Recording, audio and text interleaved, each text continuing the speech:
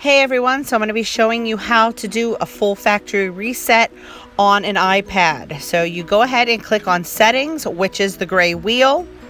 Then over here on the left hand side, you want to click on general. Go ahead and click on that.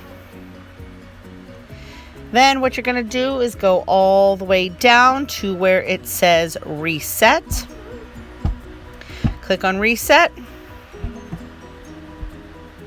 Then you are going to go where it says erase all content and settings. Click that. And this will erase the entire iPad, all media and data, and reset all settings. So go ahead and click erase.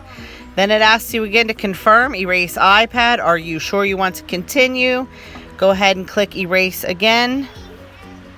And then it will start the factory reset process. This is good if you're selling your iPad, if you're returning your iPad, whatever reason. I just feel like it's always good. Sometimes it fixes issues, sometimes it doesn't. But again, I cannot stress enough, please make sure you have absolutely everything backed up, because everything will be erased.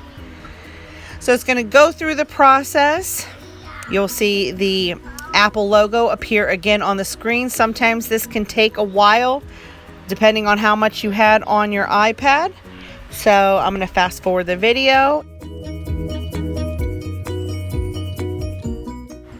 And you know everything has been reset when you see the hello screen, and then you can reset it up from there or sell it or whatever you need to do. So thanks for watching. Please share the video.